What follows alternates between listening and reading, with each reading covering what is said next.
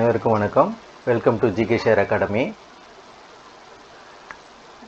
இந்த சேனல் வந்து ஒரு எஜுகேஷன் பர்பஸ் தான். இந்த ஸ்டாக்கையும் வாங்குங்கன்னு சொல்லக்கூடிய சேனல் இது இல்லை. பங்குச்சந்தை வர்த்தகம் வந்து முதலீடு என்பது ரிஸ்க் நிறைந்தது. எனவே பங்குச்சந்தை முதலீடு செய்யணும்னு விரும்புனீங்கன்னா உங்களுடைய ஆலோசகரை கலந்து முடிவு செஞ்சுக்கணும். நம்ம இன்றைக்கி என்ன பார்க்க போகிறோம் அப்படின்னா, பங்குச்சந்தையின் வீழ்ச்சியை தடுக்குமா அடுத்த சப்போர்ட்டு. பங்குச்சந்தை வந்து ஏறக்குறைய ஒரு மாதமாகவே சரிவை தான் சந்திச்சுக்கிட்டு வருது அப்படின்ட்டு சொல்லிட்டு நம்ம சொல்லியிருக்கோம். இன்றைக்கி வந்து ஏறக்குறைய ஒரு 160 புள்ளிகளுக்கு மேலே வந்து இறங்கியிருக்கு.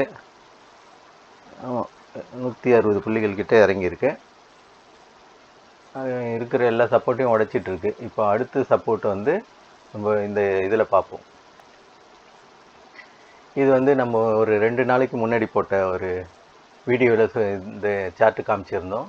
இந்த சார்ட்டில் பார்த்திங்கன்னா இந்த 19,391 வந்து ஒரு சப்போர்ட்டுன்னு போட்டிருந்தோம். அதை அடுத்தது வந்து 19,234 ஒரு சப்போர்ட் அப்படின்னு போட்டிருந்தோம். நல்ல சப்போர்ட். இதை உடைச்சிது அப்படின்னா 18,878 கிட்ட 18,880 தான் வந்து அடுத்த சப்போர்ட் இருக்குதுன்னு சொல்லியிருந்தோம்.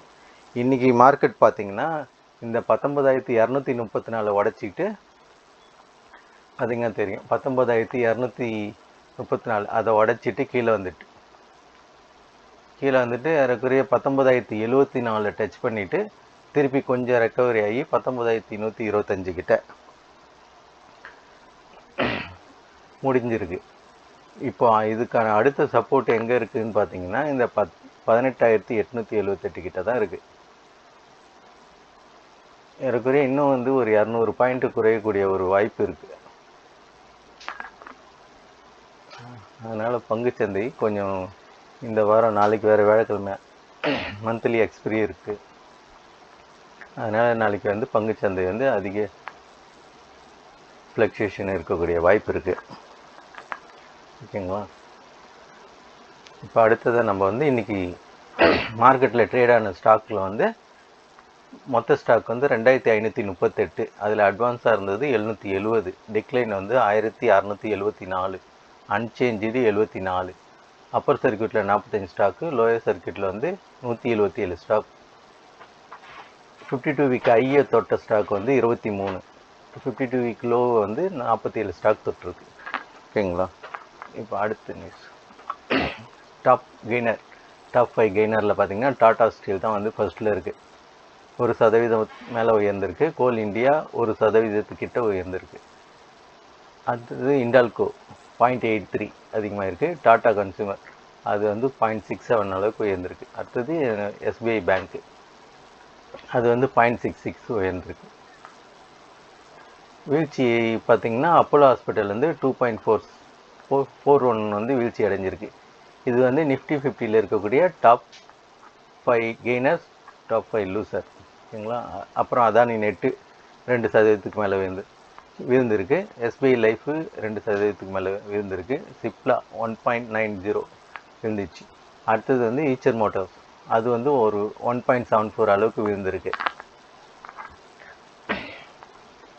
இப்போ அடுத்தது வந்து இந்த வீழ்ச்சியிலையும் வந்து உயர்ந்த பங்குகள்னு இருக்குது. சில பங்குலாம் நல்லா இன்றைக்கி உயர்ந்திருக்குது. அதில் ஃபஸ்ட்டு பார்த்திங்கன்னா மேக் பவர். இது சார்ட் பார்த்திங்கன்னா தெரியும். இந்த ஒரு மாதமாகவே வந்து உயர்ந்துக்கிட்டு இருக்குது மேக் பவர்ன்றது. அதில் அடுத்தது வெல்ஸ்பன் இந்தியா இதுவும் வந்து உயர்ந்திருக்கு. சார்ட் பார்த்து தெரியும். கீழேருந்து கொஞ்சம் கொஞ்சமாக ரெக்கவரி ஆகி இப்போ மேலே போய்கிட்டு இருக்கு வெல்ஸ்பன் இந்தியா. அடுத்தது கேகேசிஎல் க்ளோத்திங் டெக்னாலஜி. இது பார்த்திங்கன்னா ஏறக்குறைய ஒரு 4-5 மாதமாகவே உயர்ந்துக்கிட்டே தான் போகுது. இப்போ 787 ரூபாயில் இருக்குது. இதுவும் இன்றைக்கி இந்த ஸ்டாக்கில் வந்து ஏறக்குறைய 8% மேலே உயர்ந்த ஸ்டாக்குங்க இன்றைக்கி. அதே மாதிரி பஜாஜ் கன்சியூமர் அதுவும் வந்து இன்றைக்கி ப்ளஸில் இருந்தது.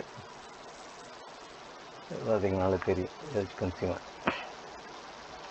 அடுத்தது வந்து ஏஷியன் டைல்ஸ்ன்னு சொல்லிட்டு அதுவும் இப்போ தான் ஒரு சப்போர்ட்லேருந்து ரெக்கவரி ஆகி போகுது. போன மாதம் கொஞ்சம், இந்த மாதம் மேலே இந்த ஸ்டாக் வந்து உயரக்கூடிய வாய்ப்பு இருக்குது. அடுத்தது இப்போ நடந்துகிட்டு இருக்க யூஎஸ் மார்க்கெட் பார்த்திங்கன்னா இன்றைக்கி வந்து 1% மேலே மைனஸில் போயிட்டுருக்கு. 1.68 மைனஸில் போயிட்டுருக்கு. பார்க்கும்போது 1.75 கிட்ட போயிட்டு இருந்தது. அப்புறம் கொஞ்சம் குறைஞ்சி 1.68 கிட்ட இன்றைக்கி நெகட்டிவில் இப்போ ட்ரேட் ஆகிக்கிட்டு இருக்கு. யூரோப்பியன் மார்க்கெட்ஸ்லாம் பார்த்திங்கன்னா முடிஞ்சிடுச்சு. இதெல்லாம் பார்த்திங்கன்னா கொஞ்சம் ப்ளஸ் 0.33, 0.31, 0.08 அவ்வளோதான் வந்து ப்ளஸ் ஆகிருக்கு.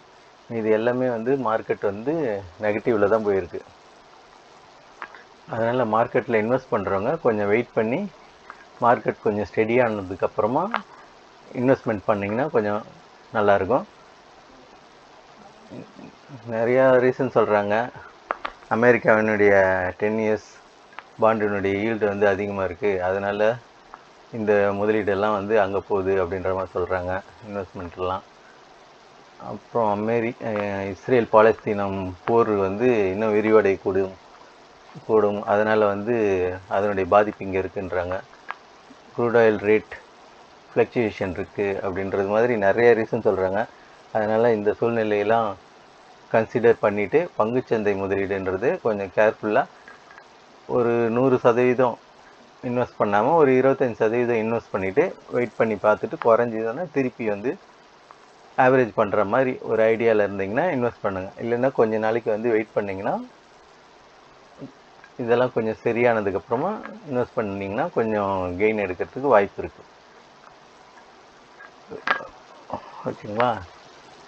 நம்ம சேனலில் பார்க்குறவங்க லைக் பண்ணுங்கள், சப்ஸ்கிரைப் பண்ணுங்கள், ஷேர் பண்ணுங்கள், கமெண்ட் பண்ணுங்கள், தொடர்ந்து ஆதரவு கொடுங்க.